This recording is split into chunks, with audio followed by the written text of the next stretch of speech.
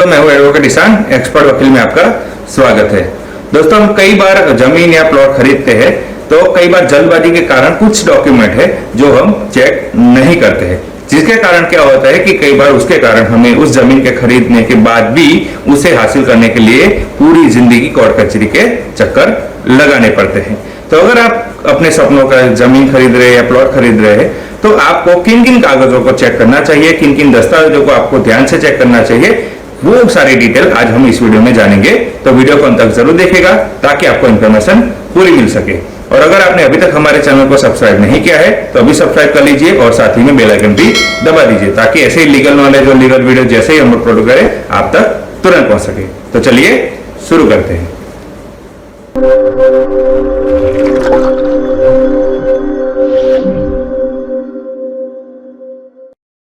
दोस्तों, आपको जब भी कोई जमीन पसंद आती है या कोई भी प्लॉट अगर आपको पसंद आता है तो उसे खरीदने से पहले सबसे पहले आपको जो बेचने वाला है उससे आपको रजिस्ट्री के सारे डॉक्यूमेंट मंगवा लेने चाहिए और आपको अपनी फुर्सत के टाइम जो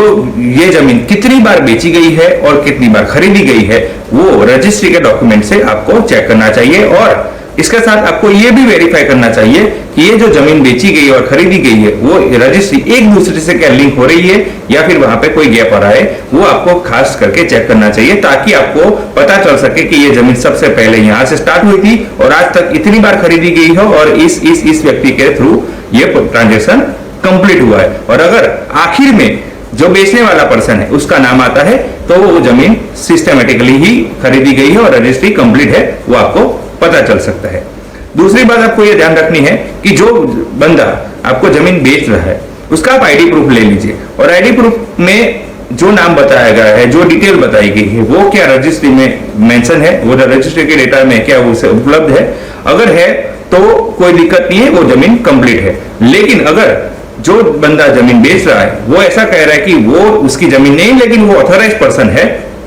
तो उसके पास से आप या तो ऑथराइजेशन का जो लेटर है, जो मालिक के द्वारा ऑथराइजेशन का लेटर है वो मंगवा लीजिए, या फिर उस बेचने वाले के पास क्या कोई पावर ऑफ अटर्नी है या नहीं है। अगर है तो पावर ऑफ अटर्नी की भी कॉपी आप मंगवा कर देख सकते हैं कि सही में उसके पास इस जमीन का बेचने का लीगली राइट्स है या नहीं है। तो ये दो चीज आपको सबसे पहले चेक कर लेनी चाहिए।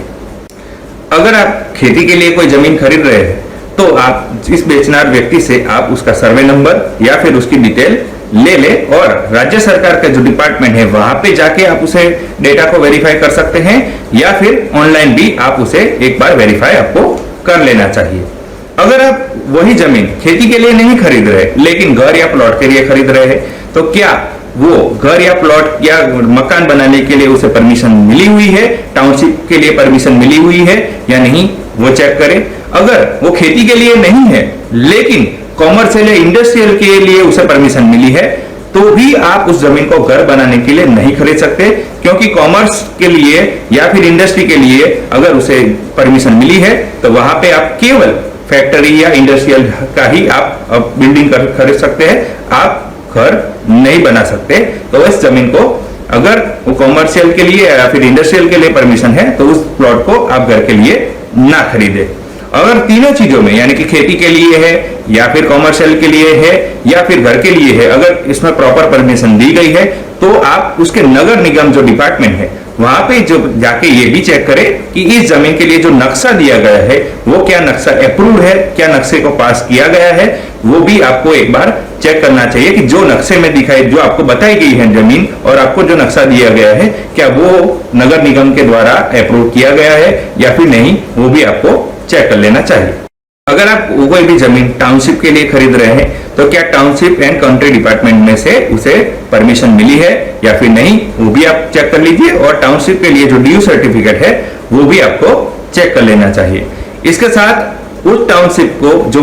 फ्लैट है, जो भी मकान है वहां पे क्या वहां पे कोई भी बैंक है वो क्या लोन देने के लिए तैयार है। अगर कोई भी बैंक उस टाउनशिप के लिए वहां पे लोन देने के लिए तैयार है तो आप समझ लीजिए कि वहां पे जो डॉक्यूमेंट है वो सारे मोस्टली क्लियर ही होंगे, तभी बैंक लोन के लिए दे सकती है।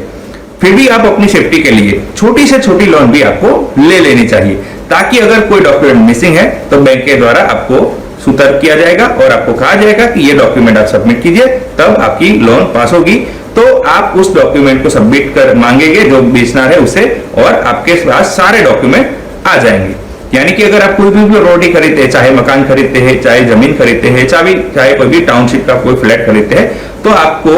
एक रेकमेंडेशन है कि छोटी से छोटी लोन भी ले लेनी चाहिए, ताकि आपके पास कोई भी डॉक्यूमेंट मिसिंग ना हो, क्योंकि बैंक जितना वेरीफाई करेगी उतना शायद कोई नहीं करता है। और ये सब सारी चीजें करने के बाद आपको एक और सेफ्टी के लिए ये भी रेकमेंड दिया जाता है कि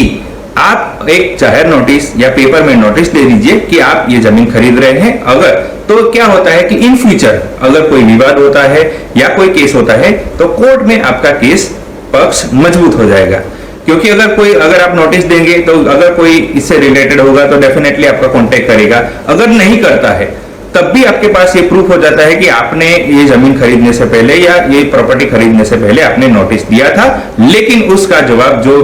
टाइम लिमिट है उसमें कोई नहीं आया, यानी कि आपका पक्ष उस वक्त मजबूत हो जाता है, तो आपकी सेफ्टी भी बहुत बढ़ जाती है। तो ये दोस्तों ये सारी इंफॉर्मेशन थी कि अगर आप जमीन खरीदते हैं या प्लॉट खरीदते हैं या फिर कोई मकान खरीदते हैं तो आपको किन किन डॉक्यूमेंट्स को ध्यान रखना चाहिए और कितने डॉक्यूमेंट्स को आपको वेरीफाइड कर लेना चाहिए। तो दोस्तों कैसी लगी इंफॉर्मेशन जरूर बताइएगा। दोस्तों अगर आपको ये वीडियो अच्छा लगा है तो इसे लाइक कीजिए, शेयर कीजिए। कोई भी सवाल हो तो आप कमेंट कर सकते हैं या फिर हमारे नंबर पर कॉल कर सकते हैं या फिर आप व्हाट्सएप भी कर सकते हैं। दोस्तों अगर आपने अभी तक हमारे चैनल को सब्सक्राइब नहीं किया है तो अभी सब्सक्राइब कर लीजिए और साथ ही में बेल आइकन भी दबा दीजिए, ताकि ऐसे लीगल नॉलेज और लीगल वीडियो जैसे हम अपलोड करें आप तक तुरंत पहुंच सके।